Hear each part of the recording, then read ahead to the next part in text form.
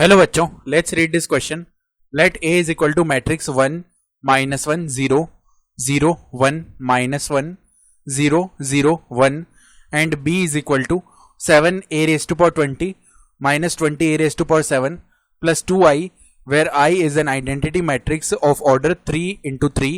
If b is equal to matrix bij, then b13 is equal to या b13 is equal to. तो यहाँ पे देखो, मैं b13 का वैल्यू बताना क्या होगा.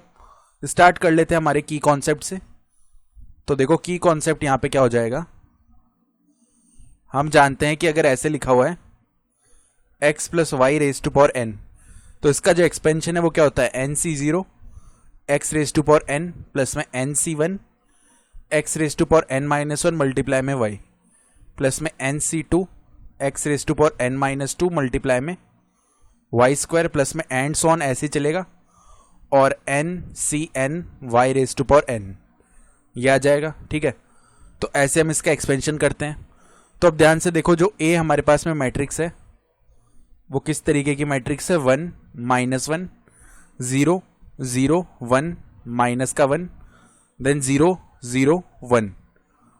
तो अब जब भी हम इस तरीके की मैट्रिक्स देखते हैं ना, और यहाँ पे हायर पावर्स देख पा रहे हैं a raise to power 20 a raise to power 7 type terms है, और 1 1 1 देख पा रहे हैं हम मैट्रिक्स में, तो हम क्या करते हैं, कोशिश करते हैं कि इस मैट्रिक्स को हम आइडेंटिटी मैट्रिक्स के सम के फॉर्म में लिख लें. तो हम लेट कर लेते हैं. लेट ए जो मैट्रिक्स है वो किसके इक्वल है, आइडेंटिटी मैट्रिक्स आई प्लस में एक दूसरी मैट्रिक्स पी मान लेते हैं. तो पी का जो वैल्यू है ना वो ए माइनस आई आ जाएगा.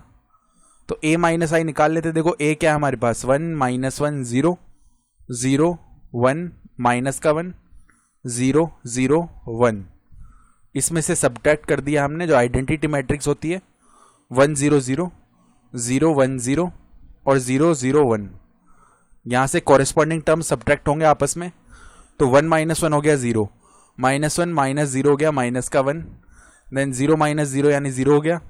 इधर 0 आएगा, 1 -1 0 हो गया, इधर माइनस का 1 आ जाएगा, देन इधर 0 इधर 0 और यहां भी 0 हो जाएगा. ठीक है, ये मैट्रिक्स बन गई. ये तो पी का वैल्यू आया है. अब अगर हम पी स्क्वायर निकालना चाहते हैं, यानी पी मल्टीप्लाई में पी, ये देखो किसके इक्वल आएगा. पी लिख लेते हैं पहले, 0 -1 0, उसके बाद में है 0 0 -1 और लास्ट में है 0 0 0. इसको वापस इसी से मल्टीप्लाई कर दिया. तो 0 -1 0 0 0 माइनस का 1 0 0 0. तो अब अगर मल्टीप्लाई करेंगे ना, हमें मिलेगा क्या, देखो यहां से जो फर्स्ट रो है वो इसके फर्स्ट कॉलम से मल्टीप्लाई हुई, तो 0 + 0 + 0 यानी 0 बनेगा. देन यहाँ पे 0 मल्टीप्लाई में -1 0 हो गया, -1 मल्टीप्लाई में 0 0 और यहाँ भी 0 आएगा. देन 0 मल्टीप्लाई में 0 0 हो गया, और प्लस में देन -1 मल्टीप्लाई में -1 यानी प्लस का 1 बनेगा और आगे 0 आ जाएगा, यानी यहाँ पे केवल 1 बच गया. ठीक है, फिर यहाँ भी 0 आ जाएगा पहले. ठीक बात है, यहाँ भी क्या होगा, 0 आ जाएगा. देन यहाँ भी क्या होगा, हमारे पास 0 आ जाएगा. फिर यहाँ भी 0 आएगा, यहाँ भी 0 आएगा और यहाँ भी 0 आएगा. ये पी स्क्वायर का वैल्यू हो गया. अब अगर पी क्यूब हम निकाल रहे हैं ना, तो पी स्क्वायर मल्टीप्लाई में पी हो जाएगा. पी स्क्वायर देखो क्या आ रहा है हमारे पास, 0 0 1 0 0 0 0 0 0. ये मल्टीप्लाई कर लेते हैं हम पी से, जो कि है 0 -1 0 0 0 -1 और 0 0 0. इनको आपस में मल्टीप्लाई किया तो मैट्रिक्स क्या बनेगी, पहले तो 0 0 0 आएगा, तो 0 ही बन गया ये ऐड होके. देन 0 0 0 अगेन, तो यहाँ भी 0 बनेगा, 0 0 0 यहाँ भी 0 बनेगा. ठीक बात है. देन अगेन 0 0 0 यहाँ भी 0, यहाँ भी 0, यहाँ भी 0 बनेगा. देन यहाँ भी 0, यहाँ भी 0 और यहाँ भी 0. तो ये तो एक जीरो मैट्रिक्स बन रही है.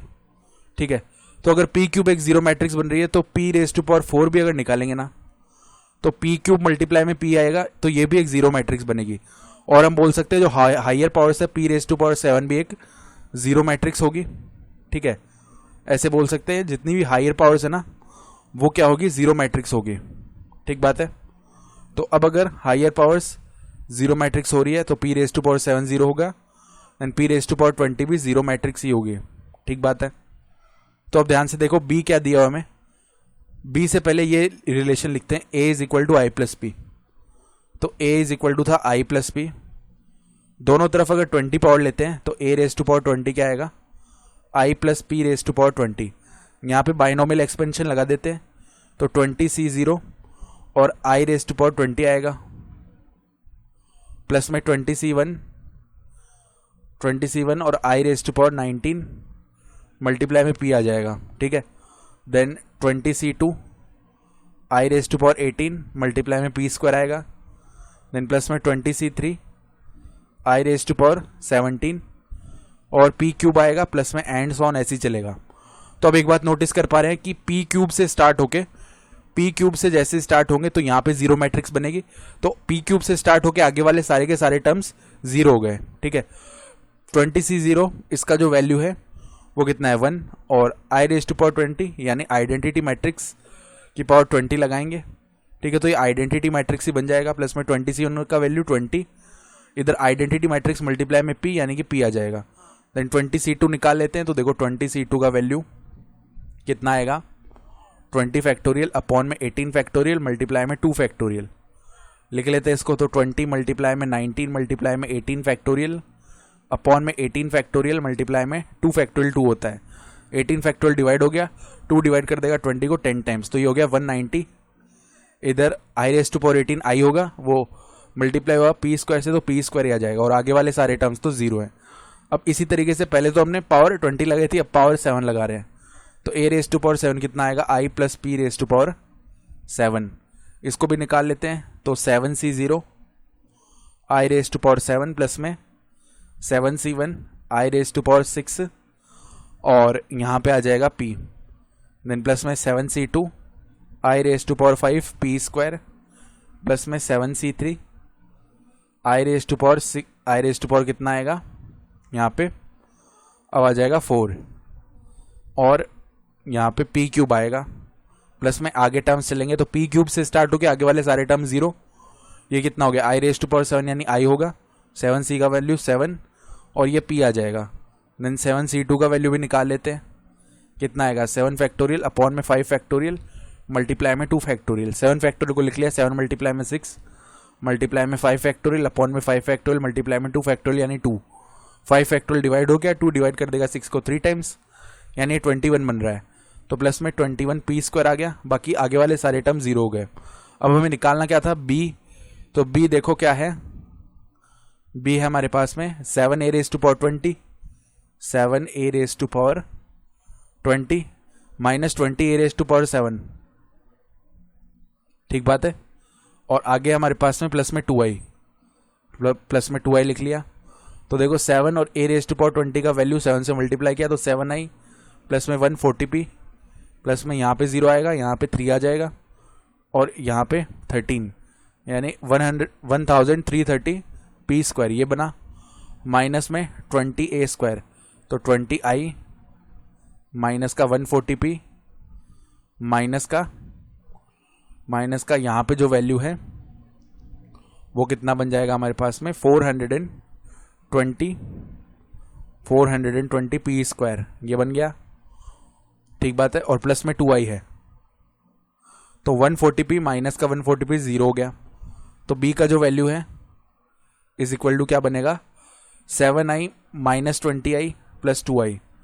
तो देखो 7i प्लस 2i तो हो गया 9i माइनस में 20i यानी माइनस का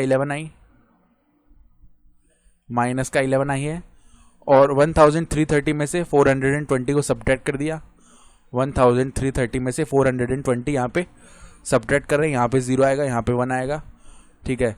और यहाँ पे जो वैल्यू है वो आ जाएगा 9, तो 910 ये 910 पी स्क्वायर आ जाएगा।